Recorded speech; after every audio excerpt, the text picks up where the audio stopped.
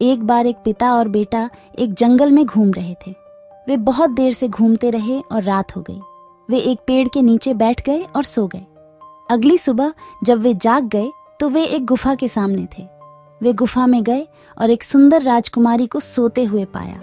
राजकुमारी बहुत खूबसूरत थी और पिता और बेटा उसे देखकर मोहित हो गए। बेटा राजकुमारी से प्यार करने लगा और उससे शादी करना चाहता था।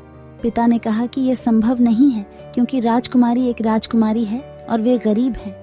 बेटा बहुत दुखी था और गुफा से बाहर चला गया। वह बहुत दिनों तक जंगल में घूमता रहा और एक दिन वह एक बूढ़े आदमी से मिला। बूढ़े आदमी ने उसे बताया कि वह एक जादूगर है और वह राजकुमारी को बचा सकता है। जादूगर ने पिता और बेटे को एक जादुई जड़ी बूटी दी और कहा कि इसे राजकुमारी को खिलाने से वह जाग जाएगी। पिता और बेटा वापस गुफा में गए और राजकुमारी को जादुई जड़ी बूटी खिला दी। राजकुमारी जाग गई और पिता और बेटे से प्यार हो गया। राजकुमारी के पिता राजा को जब यह बात पता चली तो वह बहुत गुस्सा हुआ। उसने पिता और बेटे को कैद कर लिया।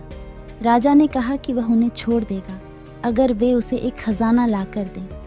पिता और बेटा बहुत दुखी थे, लेकिन उन्होंने राजा की बात मान ली। वे जंगल में गए और एक खजाना ढूंढ निकाला। वे राजा के पास गए और उसे खजाना दे दिया। राजा ने उन्हें छोड़ दिया और कहा कि वह राजकुमारी से शादी कर सकता है। पिता और बेटा बहुत खुश थे।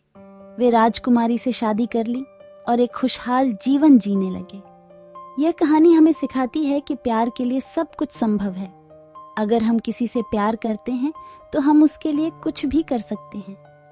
यह कहानी एक पिता और बेटे के प्यार और समर्पण की कहानी है। यह हमें सिखाता है कि प्यार सबसे शक्तिशाली चीज है जो इस दुनिया में है।